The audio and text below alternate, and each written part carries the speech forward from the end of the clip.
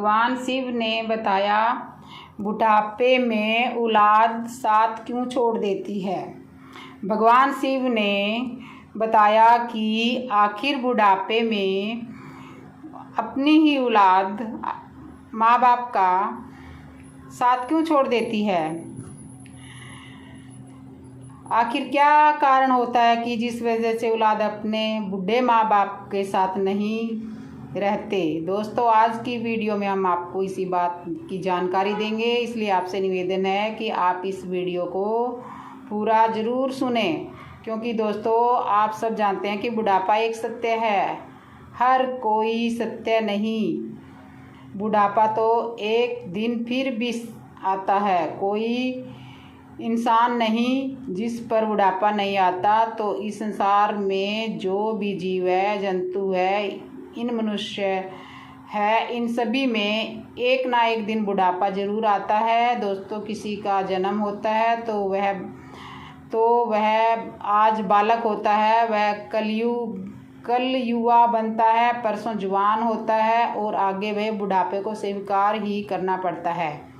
चाहे वह कुछ भी कर ले, लेकिन इस बात से इनकार नहीं कर सकता कि उसे बुढ़ापा नहीं आएगा। चाहे वह किसी भी धन दौलत से अपने बुढ़ापे को खरीदने की कोशिश करेगा, लेकिन उसमें किसी की एक नहीं चलती। वह रिश्वत देकर भी अपने बुढ़ापे को किसी प्रकार का असर से नहीं टाल सकता। दोस्तों, बुढ़ापा बड़ा बहादुर है, लोग उससे डरते हैं, तो बुढ़ापा भी उसके डर से उसके पास नहीं जाएगा। चाहे कोई भी ज्ञानी हो, धनी हो, बल्कि कोई गुड्डी हो, सबके सारे हुनर धरे के धरे रह जाते हैं जब बुढ़ापा उनके ऊपर आता है। इसलिए यह जानकारी तो सभी के लिए अत्यंत महत्वपूर्ण है और आप सबसे हाथ जोड़कर विनती है कि चैनल को सब्सक्राइब करके घंटी का बटन ज़रूर दबा दीजिए और कमेंट में जय श्री राम ज़रूर लिखिए।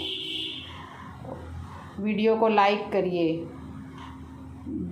दोस्तों, आपको ये वीडियो कैसे लगी ज़रूर बताना। इस वीडियो में हम बताएंगे कि औलाद बुढ़ापे में साथ छोड़कर क्यों चली जाती है। इस बात को समझाने के लिए हम आपको एक कहानी सुनाएंगे। इस कहानी के माध्यम से हम आपको बताएंगे कि आखिर में बुढ़ापे में औलाद हमारा साथ छोड़कर क्यों चली जाती है। इसलिए आपसे हाथ जोड़कर विनती है, तो ये कहानी पूरी सुने। एक जंगल में एक बहुत ही बड़ा बरगद का पेड़ हुआ करता था। उस पेड़ पर लाखों अलग अलग प्रकार के पक्षी दिन भर खेला करते थे और वह पक्षी इस बरगद के पेड़ पर किलोल करते हुए पूरे जंगल के पक्षी समझो इस वृक्ष पर विश्राम करने के लिए आते थे।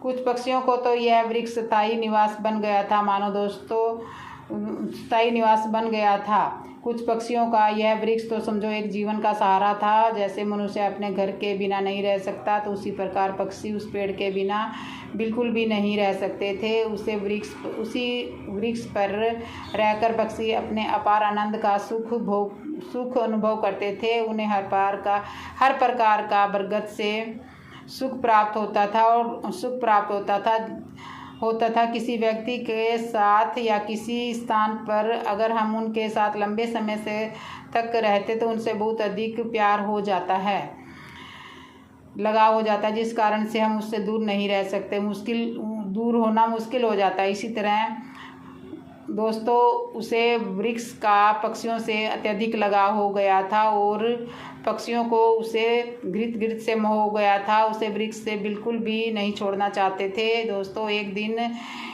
दिन के बाद जंगल में सूखा पड़ गया। कई वर्षों से वहाँ पर पानी नहीं बरसा। वह भयंकर सूखा पड़ने के कारण जंगल की वृक्ष सूख कर धीरे धीरे मुरझाने लगी और वृक्ष के साथ साथ जो भी पशु पक्षी थे वो भी वहाँ से उसे वृक्ष को और उसे जगह को छोड़कर जा रहे थे, या फिर वह वहीं पर अपने प्राणों को त्याग रहे थे। दोस्तों, बट वृक्ष भी पानी न मिलने के कारण धीरे धीरे सूखने लगा और सारे पशु पक्षी धीरे धीरे करके उस वृक्ष को छोड़कर जाने लगे। तो पता चल गया कि अब यहाँ पर पानी नहीं है और बट वृक्ष भी सूखने लगा है। अगर हम इस वृक्ष पर के भरोसे बैठे रहेंगे तो अपने प्राणों को त्यागना पड़ेगा।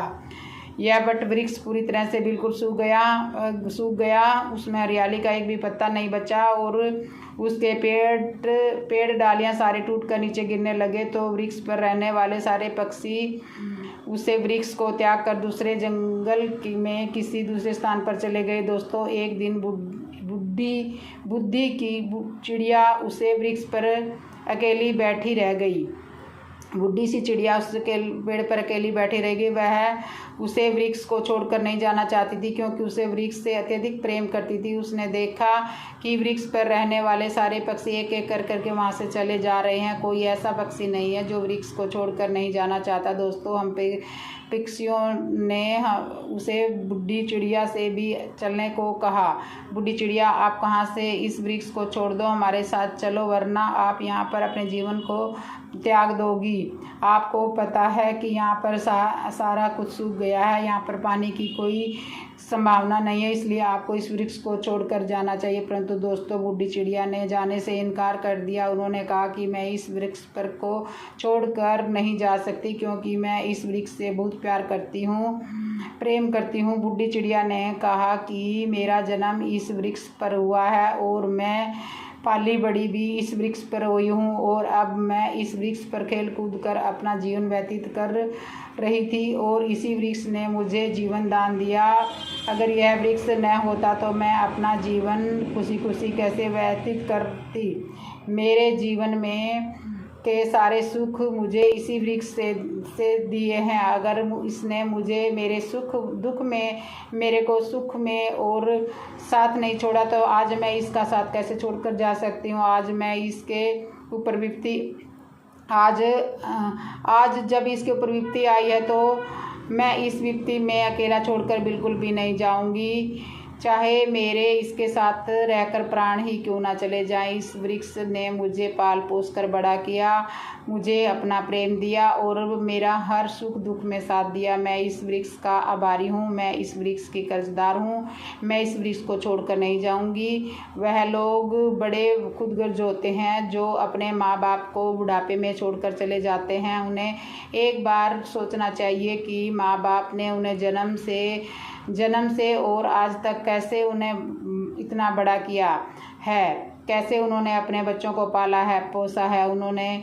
खुद को अग्नि में टपक कर अपने बच्चों को सोना बनाया है, और जो बच्चे अपने माँ बाप का बुढ़ापे में साथ छोड़कर प्रदेश में रहकर अपना जीवन सुख व्यापन करते हैं उसे और अपनी खुशियों के कारण अपने वृद्ध जनों को भूल जाते हैं, ऐसी संतान के लिए धिक्कार है जो अपने माँ बाप के बुढ़ापे का सहारा नहीं बनते। आगे चलकर उनके बच्चे उनके बुढ़ापे का सहारा नहीं बनते, क्योंकि दोस्तों कहा जाता है आप जैसा करोगे वैसा ही आपके बच्चे सीखेंगे। सोचो, तुम और सहाय थे, तुम कमज़ोर थे, और जब तुम से चला नहीं जाता, जब तुमसे खाया नहीं जाता, जब तुम्हारे माँ बाप ने तुम्हारा साथ छोड़ा था, क्या नहीं था, क्या था, तुम बीमार हुए तब तुम्हें छोड़कर कहीं गए, या उन्होंने हर पल हर क्षण पर तुम्हें छोटे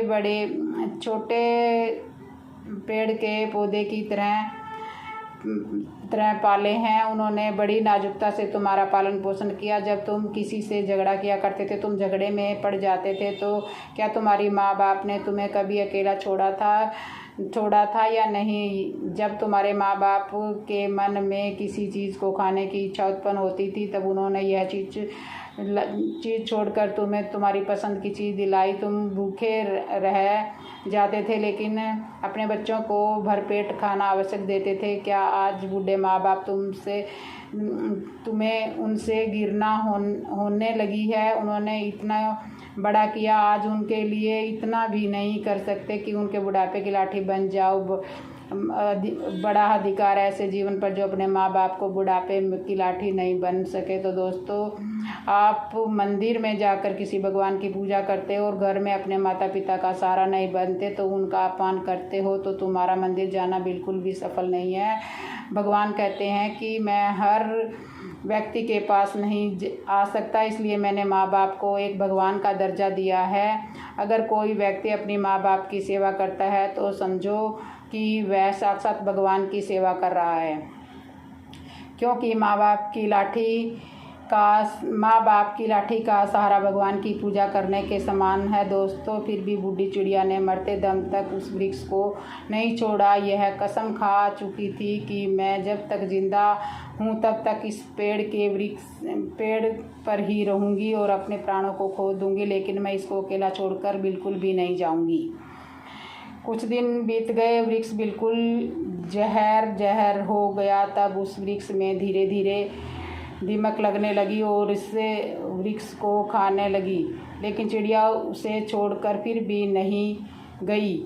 उसने अपने वचन का पालन किया, क्योंकि जिस वृक्ष ने उसे जीवन दान दिया है, आज वह उसका दुख में साथ छोड़कर नहीं जा सकती थी। दिन में थोड़ा इधर उधर घूमकर अपना भोजन जुटा लेती थी और शाम को उस वृक्ष पर ही सूखे पेड़ की डाल पर ही बैठ जाती थी, अपना भोजन करती और उस वृक्ष से प्यारी प्यारी बातें करती। इसी तरह से कई दिन बीत गए। फिर ये दोस्तों, जो पक्षी उसे छोड़कर दूसरे स्थान पर गए थे ना, तो उन्होंने सोचा कि चिड़िया काकी अभी तक भी भूखी उस पेड़ पर बैठी रहती है, क्यों ना हम उससे मिलने चलते हैं और हम उसे बूढ़ी चिड़िया काकी को मनाकर समझाकर बुझाकर लाने की कोशिश करते हैं।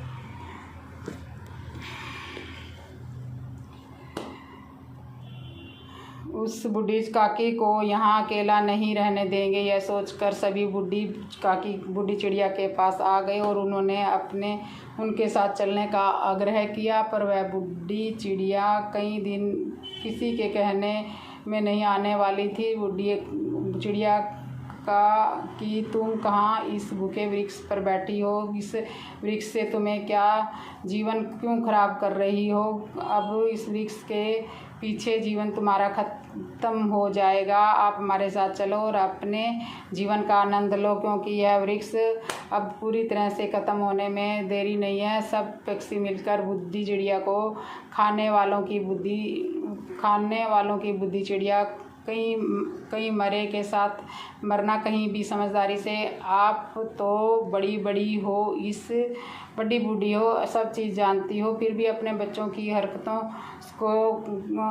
कर रही हो, यह आपको शोभा नहीं देता। विद्वान कहते हैं जीविका श्रेष्ठ है, इसमें धर्म की हानि हो या देश से कदम का, जहाँ कुटुंब का पालन हो वहाँ कुटुंब की अपमानी ना हो। यह वृक्ष बिल्कुल चार हो चुका है। इस वृक्ष में कोई विशेष कुछ नहीं बचा। इस वृक्ष को दीमक लगी है कि किसी भी हवा के झोंके से यह वृक्ष गिर जाएगा और